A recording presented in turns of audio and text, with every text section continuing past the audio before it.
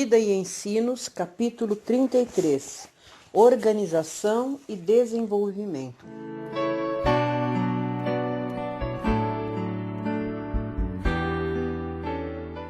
Já faz aproximadamente 40 anos que adotamos o sistema de organização entre nós como um povo.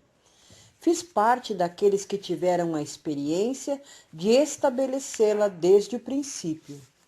Conheço as dificuldades que tiveram de ser enfrentadas, os males que ela se destinava a corrigir, e tenho notado sua influência em relação com o crescimento da obra. Na fase inicial, Deus nos deu luz especial sobre este ponto, e essa luz, juntamente com as lições que a experiência nos deu, devia ter tida em cuidadosa consideração. Desde o início, nossa obra teve caráter empreendedor. Nosso número era reduzido e, em sua maior parte, procedente das classes pobres. Nossas ideias eram quase desconhecidas pelo mundo. Não tínhamos casas de culto, possuíamos poucas publicações e instalações muito restritas para levar avante a nossa obra.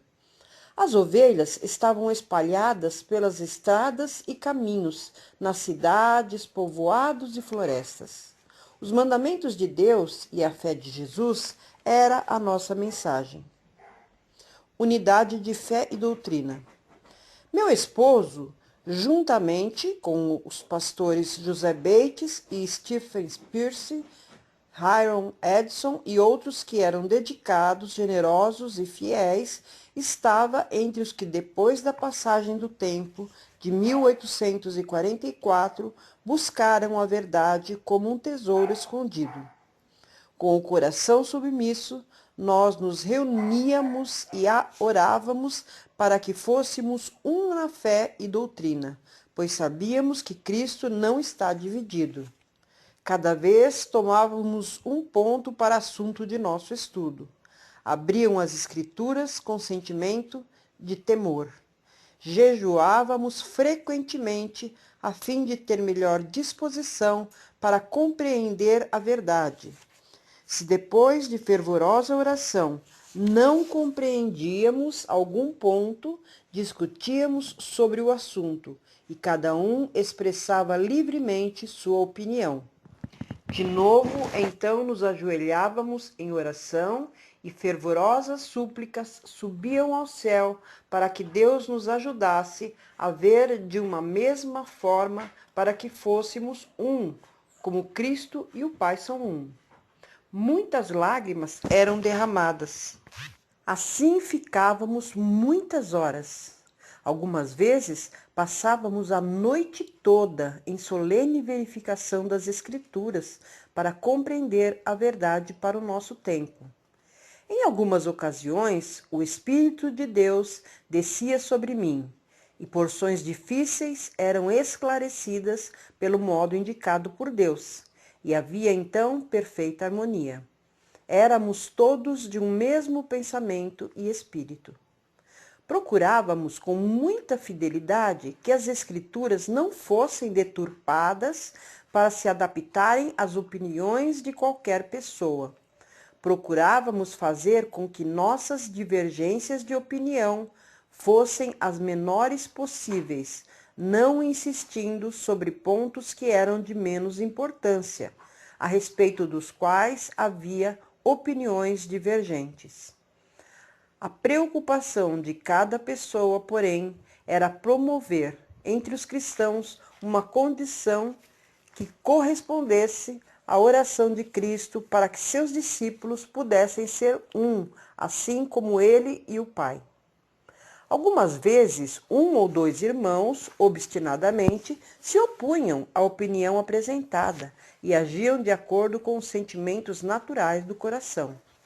Porém, quando essa disposição aparecia, suspendíamos nossas pesquisas e adiávamos a reunião, para que cada um tivesse a oportunidade de buscar a Deus em oração e, sem consulta com terceiros, estudasse o ponto de divergência, rogando luz do céu. Com expressões de amizade, nos despedíamos para de novo nos reunirmos o mais breve possível para mais estudos. Algumas vezes, o poder de Deus descia sobre nós de uma forma notável, e quando a clara luz revelava os pontos da verdade, chorávamos e nos alegrávamos juntos. Amávamos a Jesus e amávamos uns aos outros. A adoção da ordem eclesiástica. Nosso número aumentava gradualmente. A semente lançada era regada por Deus que a fazia crescer. A princípio, nós nos reuníamos para o culto e apresentávamos a verdade àqueles que vinham para ouvir, em residências particulares, em grandes cozinhas, em celeiros, bosques e prédios escolares. Demorou muito tempo até que pudéssemos construir humildes casas de oração. À medida que aumentávamos em número, tornou-se evidente que sem alguma forma de organização haveria grande confusão e a obra não seria levada avante com êxito. A organização era indispensável para prover a manutenção do ministério, para levar a obra a novos campos, para proteger dos membros indignos tanto as igrejas como os pastores, para a conservação das propriedades da igreja, para a publicação da verdade pela imprensa e para muitos outros fins. No entanto, havia entre nosso povo um forte sentimento contrário à organização. Os adventistas do primeiro dia se opunham à organização e a maior parte dos adventistas do sétimo dia mantinha as mesmas ideias. Buscamos o Senhor em oração fervorosa para que pudéssemos compreender sua vontade, e seu Espírito nos iluminou, mostrando-nos que deveria haver ordem e perfeita disciplina na igreja. E para isso, a organização era essencial. Método e ordem se manifestam em todas as obras de Deus, em todo o universo. A ordem é a lei do céu e deveria ser a norma do povo de Deus na terra. Começo de novos empreendimentos. Tivemos uma árdua luta para estabelecer a organização. Apesar de o Senhor dar testemunho após testemunho a esse respeito, a oposição era forte e teve que ser enfrentadas muitas vezes. Porém, sabíamos que o Senhor Deus de Israel nos estava dirigindo e guiando pela sua providência. Empenhamo-nos na obra da organização e uma prosperidade evidente acompanhou esse movimento progressista. Como o desenvolvimento da obra nos impulsionava para novos empreendimentos, dispusemos-nos a começá-los. O Senhor nos conduziu para a importância da obra educacional. Vimos a necessidade de escolas para que nossos filhos pudessem receber instrução isenta dos erros da falsa filosofia e a educação deles estivesse em harmonia com os princípios da palavra de Deus. A necessidade de instituições de saúde nos havia sido enfatizada para auxílio e instrução de nosso próprio povo como meio de beneficiar e esclarecer a outros. Esse empreendimento foi também levado avante. Tudo isso era obra missionária do mais elevado padrão. Os resultados do esforço conjunto. Nossa obra não era mantida por grandes donativos ou legados, pois tínhamos poucos homens ricos entre nós. Qual é o segredo de nossa prosperidade? Temos atuado sob as ordens do príncipe da nossa salvação. Deus tem abençoado nossos esforços unidos. A verdade tem se espalhado e florescido. As instituições se multiplicaram. A semente de mostarda cresceu até se tornar uma grande árvore. O sistema da organização alcançou êxito grandioso. Foi adotada a contribuição sistemática segundo o plano bíblico. O corpo foi unido pelo auxílio de todas as juntas. Efésios 4:16. Na medida do avanço obtido, ficou provado ser eficiente nosso sistema de organização.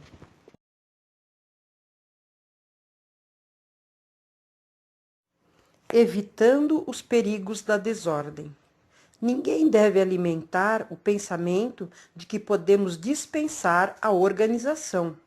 O estabelecimento dessa estrutura nos custou muito estudo e orações, em que suplicávamos sabedoria e as quais sabemos que Deus ouviu. Foi edificada sob a direção dele por meio de muito sacrifício e contrariedades. Que nenhum de nossos irmãos esteja tão iludido a ponto de derrubá-la, pois acarretaria assim um estado de coisas que nem é possível imaginar. Em nome do Senhor, declaro a vocês que ela será firmemente estabelecida, fortalecida e consolidada. Sob a ordem de Deus, ide, avançamos quando as dificuldades a serem superadas faziam com que o avanço parecesse impossível. Sabemos quanto custou no passado executar os planos de Deus, que fizeram de nós o povo que somos.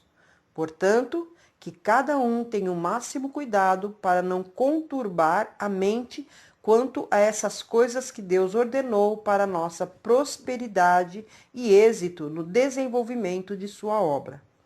Os anjos trabalham harmoniosamente. Perfeita ordem caracteriza todos os seus movimentos. Quanto mais próximos estivermos da harmonia e ordem do exército angelical, maior êxito terão os esforços desses anjos em nosso favor. Se não virmos necessidade de ação harmônica e formos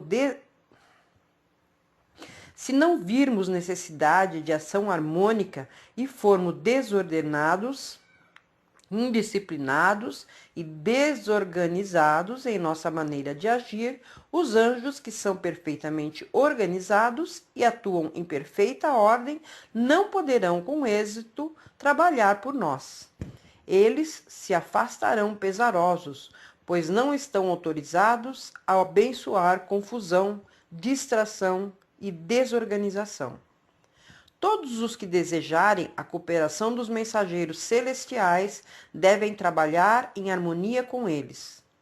Os que receberam a unção do céu em todos os seus esforços praticarão a ordem, a disciplina e a unidade de ação.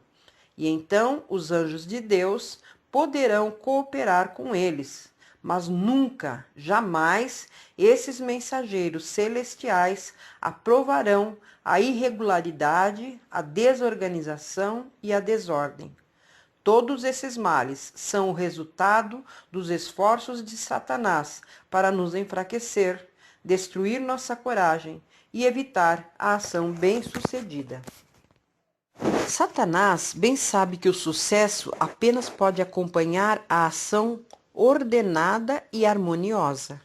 Ele sabe que tudo que se relaciona com o céu se acha em perfeita ordem, e sujeição e disciplina perfeita caracterizam os movimentos do exército angelical. Ele estuda e faz esforços para levar os que se dizem cristãos o mais longe possível da disposição ordenada por Deus.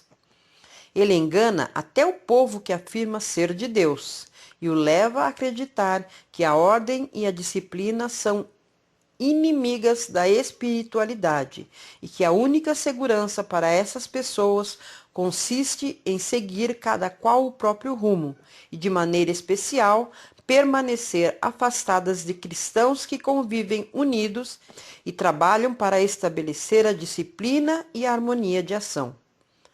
Todos os esforços feitos para se estabelecer a ordem são considerados perigosos, tidos como a restrição da legítima liberdade, e por isso são temidos como se fossem o próprio papado. Essas pessoas dedicadas consideram virtude a exibição de sua liberdade de pensar e agir independentemente. Não atendem a nenhum parecer de outros, não se deixam ensinar por quem quer que seja.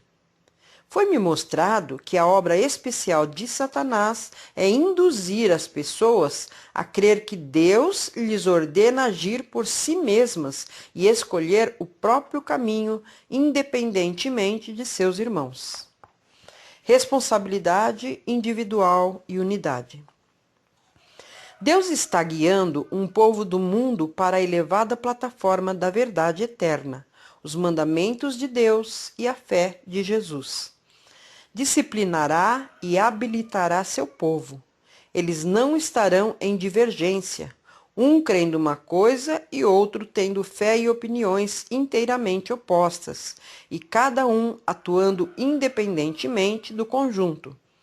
Pela diversidade dos dons e governos que ele pôs em sua igreja, todos alcançarão a unidade da fé.